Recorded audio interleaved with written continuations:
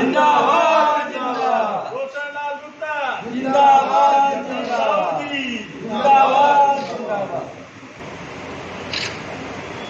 लोक अधिकार पार्टी जिंदाबाद जिंदाबाद। चलिए ठीक।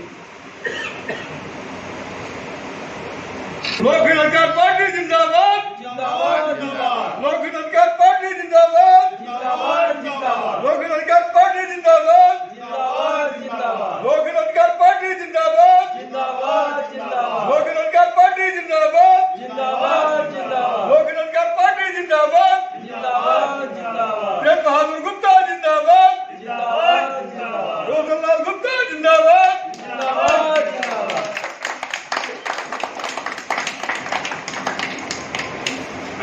लोकहित अधिकार पार्टी के कार्यालय का उद्घाटन हुआ है। आप बाबूजी क्या कहना चाहते हैं?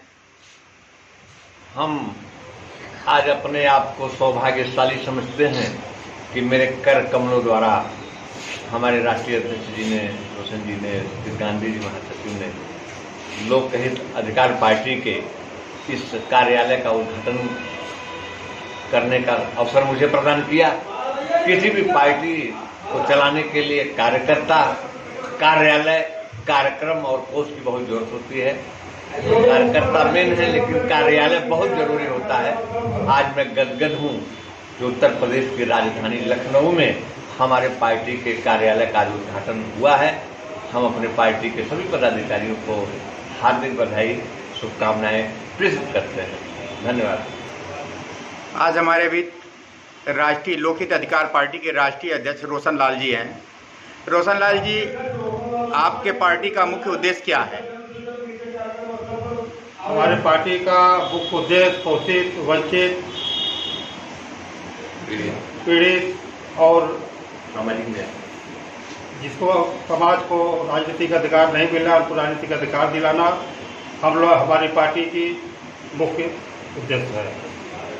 आप झारखंड में 14 लोकसभा सीटों पे चुनाव लड़े, काफ़ी अच्छा आपके पार्टी का प्रदर्शन रहा। अब उत्तर प्रदेश में इस कार्यालय का उद्घाटन हुआ है और आगामी क्या योजना है आपकी?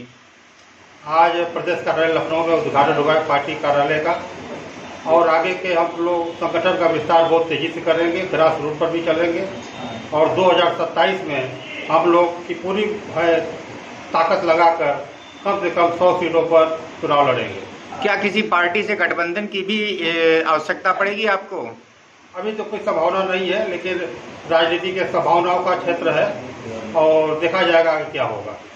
बहुत दुख होता था, खास तौर पे भाजपा को देखकर, जिस हिसाब से हमारा समाज भारतीय जनता पार्टी को वोट करता है, उस हिसाब से टिकट क्यों नहीं मिलता, सम्मान क्यों नहीं मिलता। तो चंदा दे दो, दरी बिछा दो, आ जाओ, यही तो समाज मेरा बहुत गदगद है। लेकिन मैं जानता हूँ भारतीय समाज पार्टी में मेरे समाज को कुछ मिलेगा नहीं। एक बदुआ मजदूर होता है, यहाँ पर मानसिक गुलाम हो गए हैं।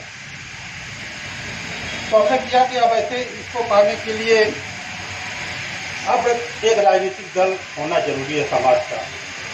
अति पिछड़ा समाज की आवाज़ को उठाएंगे। अपने समाज तक मैं सीमित नहीं रहूँगा। दलित समाज, पिछड़ा समाज, अति पिछड़ा समाज, आदिवासी समाज का मैं लड़ाई लड़ूंगा और जो होगा उसको आगे देखा जाएगा। 2023 में सब लोग बता ही चुके हैं, 2023 में पार्टी रचकट हुई, अप्रैल में लोकसभा का चुनाव हुआ, बता ही चुके हैं सतीश जी, विधानसभा का चुनाव हुआ। कैलाश जी ने बहुत कम वोट परसेंटेज गिराया। हम लोगों को वहाँ पर लोकसभा में 1.75 वोट परसेंट वोट मिला था और विधानसभा में लोकसभा से भी कम हो गया। तो उस समय हमने 81 सीटों पर 12 लोकसभा लड़ा था और बाद में जो है हमने 81 विधानसभा में सिर्फ 45 से लड़े। 2-4 तो जीत गए, 2-4 लोग बैठ गए धन से लेकर, और 38 सीटों पर हम लोग फाइट किए। तो लोकसभा से भी कम विधानसभा में वोट आया हम लोग। चलिए ठीक है, हमारा सिंबल बच गया, तो अफसोस था हम लोग को मिला है। अगर उसे सीटों पर अगर हम लोग चुनाव नहीं लड़ते तो मेरा सिंबल फ्रीज हो जाता और आजीवन फ्रीज हो जाता, फिर दोबारा नहीं मिलता। बहुत से हमारे समाज की पार्टियां हैं, मैं नाम नहीं लेना चाहता हूं, उनके सिंबल फ्रीज हो चुके हैं। उनको अभी कभी भी सिंबल लाभ नहीं होगा। अगर 10 सीट पर भी लोग चुनाव लड़ेंगे तो कहीं उनको भंडा मिलेगा, तो कहीं पर उनको दिशा मिलेगा, किसी को दूसरा मिलेगा, लेकिन एक सिंबल नहीं मिलेगा। लोकसभा के चुनाव में भी हमको बहुत लोग कहे कि यूपी में भी लगा दीजिए 10-12 सीटों पर, हम पे नहीं लड़ाएंगे, क्योंकि यूपी का अगर हम कोटा पूरा करते तो समझ लीजिए कि अगर उतना हमको सीटों को लड़ना पड़ता तो लड़ नहीं पाते और हम डिस्टर्ब हो जाते, न झारखंड के रहते न यूपी के रहते। तो सब मिला के ये है कि अब 2027 की तैयारी करनी है साथियों, और बहुत तेजी से आगे बढ़ना है, क्योंकि समय अब बहुत 1.5-2 साल है।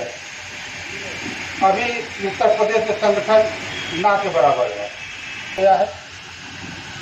अब यहाँ से तेजी पकड़ना शुरू होगा।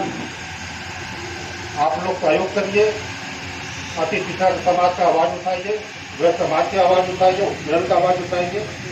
आगे रखा दिया है, दूसरा आदमी और रखे जाएंगे। कोई भी समस्या, किसी प्रकार का समस्या उत्तर प्रदेश का यहीं से पैरवी होगी। जब राजधानी से किसी चीज़ की पैरवी होती है तो जिला तक जाती है और जिले में हड़कंप मचता है, और जिला में खाली पैरवी करने से ऊपर कुछ आता ही नहीं है। यहाँ से दबाव बनेगा, सुनवाई होगी, न्याय मिलेगा, इसका मुझे विश्वास है, क्योंकि मेरा भी 30-35 साल का अनुभव है। सिस्टम में कैसे चला जाता है, सिस्टम से कैसे काम लिया जाता है, मुझे सब जानकारियाँ हैं। और मैं इसी के साथ है आप लोग सभी आए हुए में साथियों का अपने दिल से हार्दिक अभिनंदन, स्वागत है। अब आगे बढ़ने की ज़रूरत है साथियों। सामाजिक न्याय की लड़ाई लड़नी है, अधिकार की लड़ाई लड़नी है। इन्हीं शब्दों के साथ जय भारत, जय संविधान।